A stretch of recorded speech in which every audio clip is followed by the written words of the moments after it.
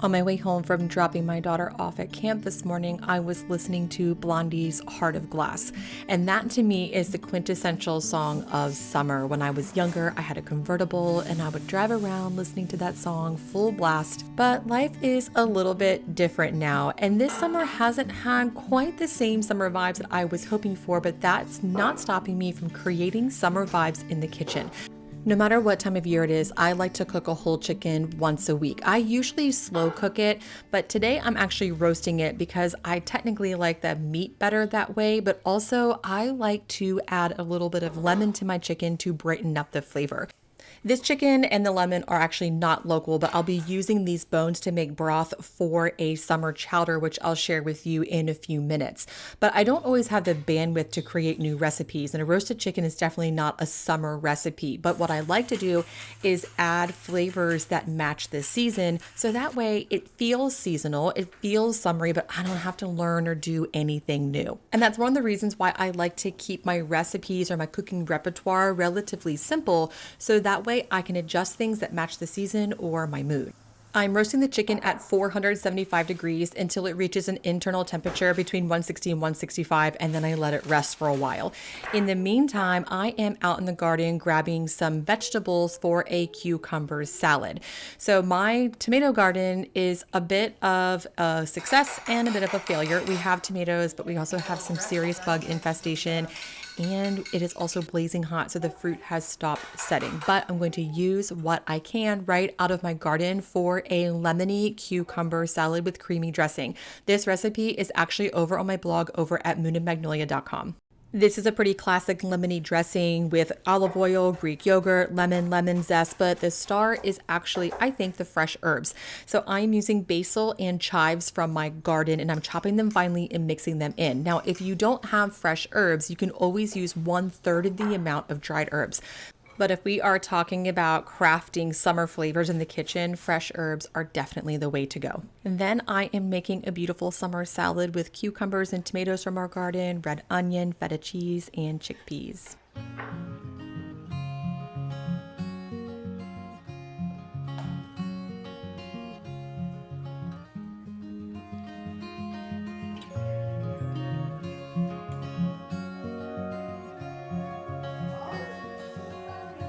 Once the roasted chicken was done, I just let it sit in the cast iron for a little bit and rest to finish cooking. And I think it cooked for about an hour or so before I let it rest. And now I am making a little bit of sourdough toast to serve with dinner. In hindsight, I probably should have used my homemade herb butter to make this toast. I didn't even think about it until I was watching this video and working on my voiceover that would have been really delicious. But you can take your fresh herbs from your garden and mix them in with butter and make a really delicious and beautiful summer butter. And that's a great way to preserve your herbs too. But once the toast is done, I am serving dinner with roasted chicken, a little sourdough toast, and cucumber salad with a lemon cream dressing. After dinner, I am making some chicken bone broth. So I'm picking the chicken and then putting it into my cast iron Dutch oven and adding in any vegetable scraps. So that's the nice thing about making a broth is you can use whatever veggies or leftover vegetable parts you have, throw it right in the pot with some water, and then let it cook for about 2 hours. I try not to let the water come to a rapid boil. That can make your broth a little cloudy. If you keep it at a low boil, you'll have a nice clear broth. Again, broth might not be a quintessential summer food, but I am going to use this tomorrow for a summery soup. So I'm getting it ready tonight so I can use it tomorrow. And it is officially, just like magic, the next day. Now, here's the deal about my tomato garden. It's a little bit of a mess, and I actually had to pull out almost all of my tomatoes before they were ripened. But honestly, I live in southeastern North Carolina, and we love nothing more than a fried green tomato here. So the more green tomatoes I have, the better. This is probably my number one favorite summer food, and I'm going to share with you how to make sourdough fried green tomatoes. You will need sourdough breadcrumbs. I have a number of YouTube videos where I made breadcrumbs and a blog with a full recipe. I'll leave those links in the description box below. But the real secret to a fried green tomato is, one, don't cut the tomato too thick. You can see here it is just sort of a nice even thickness, maybe about a 1/4 inch thick. 2, fry them in coconut oil. I'm telling you, those are the secret ingredients.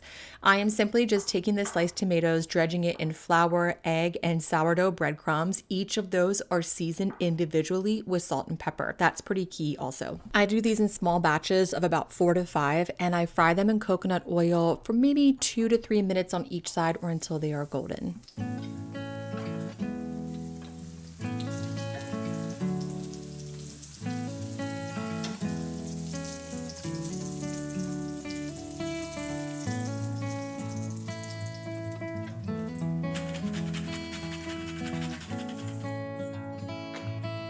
Last year, I was watching a gardening show on YouTube, and the gardener who lives on the other side of the country was really upset because a bunch of her tomatoes fell off of her plant before they ripened. So she was going to feed her green tomatoes to her chickens, and I about died. Your green tomatoes will also ripen on the counter, but I recommend frying them. You can find a red tomato anywhere, but you can really only find a good green tomato in your garden.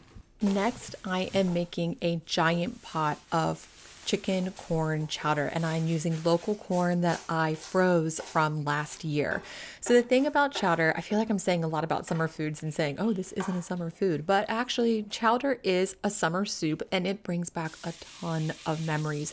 As a kid growing up in Maryland, going to the shore and eating crab chowder. So chowder really is, in my opinion, a summer food. So what I am doing here is I am just lightly cooking some bacon, taking it out, and then I am just searing some chicken thighs in that bacon grease. Then I'm also taking them out. I should note that you can make this recipe on the stove, you can make it in your Instant Pot or the slow cooker. I am doing the slow cooker today because I don't feel like sitting around dealing with my stove, and I don't feel like busting out my Instant Pot either. Then I'm just sauteing the vegetables, carrots, onions, red pepper in the fat and juices from the meat. Once they are tender crisp, I add the meat back in, and here comes the bone broth that I made last night, and I'm pouring the bone broth right over that. Now, this corn is frozen, and I'm putting it in there frozen. If you have time to let it thaw, I would do that, but either way, it's going to be totally fine. I'm also adding in a few peeled and quartered potatoes and bringing this to a boil before putting it into my proofing box / slow cooker. This thing is awesome. You can proof your dough in it or switch the setting to be a slow cooker. So I'm just putting it right in there and letting it cook all day. So we will get back to the finished chowder in a few minutes, but next I want to make with you some frozen peach custard. I know I said fried green tomatoes are my favorite summer food, but ice cream's life, so I don't know which one's actually better. These are canned peaches, and the peaches came from South Carolina because in these parts, South Carolina peaches rain. And I just drained the juice, and I'm letting a little bit of sugar sit on them to create a syrup. You could definitely use fresh peaches or even thawed frozen peaches to do this. Once that liquid gets nice and syrupy, I'm just straining them and separating it out and then putting the peaches and the syrup in the fridge while I make the rest of the custard. Custard is a major nostalgic food for me. When I was young, my dad and I would ride our bikes along the C&O Canal in Maryland, and there was this little custard stand, and we would go get custard and then ride our bikes back. So this flavor is really sweet and nostalgic for me. But what makes custard custard and not ice cream is that it has egg in it. So these are sweetened egg yolks. I'm tempering them before pouring all of the yolks into a milk, cream, and sugar mixture. And then once I get the egg yolks in there, I'm just heating all of it to about 170 degrees.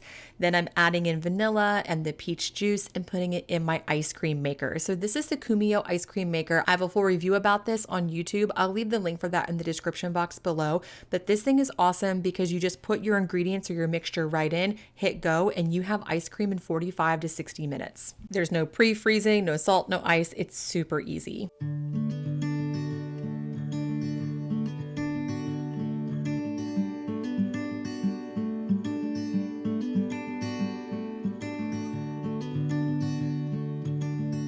When I took the custard out of the machine, it seemed a little watery, but I mixed in the peaches and transferred the custard into little ice cream containers and froze it, and it turned into the most beautiful and delicious custard I think I've ever had.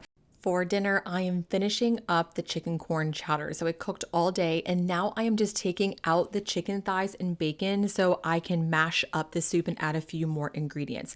So I'm adding in some heavy cream. You could use half and half or whole milk if you prefer. I've made this with all three and it's all very good. The cream is the best, but they all work.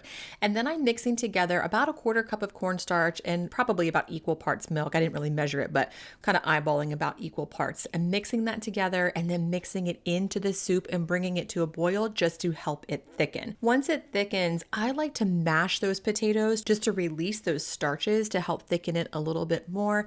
And then of course we have to add cheese. So I shredded up some mozzarella and some cheddar. I have a little bit extra here. If you're shredding cheese, I recommend just shredding a bunch so you don't have to deal with it later for your next recipe. Then I didn't get this on camera. I forgot. I'm sorry, but I chopped up the chicken and the bacon and I'm putting it into the soup. And this is a delicious summer soup made with local summer corn. And really, it's the spirit of summer in a bowl, if you ask me. I serve this with a side of fried green tomatoes. You can definitely reheat fried food in an air fryer. That works great. But honestly, I like fried green tomatoes cold. That might sound disgusting to you, but I think they're really good like that. This was delicious. And I hope you are having a beautiful summer. I hope you are making wonderful summer food using summery ingredients and enjoying every moment of these days. Thanks so much for stopping by today, and I'll see you again next time.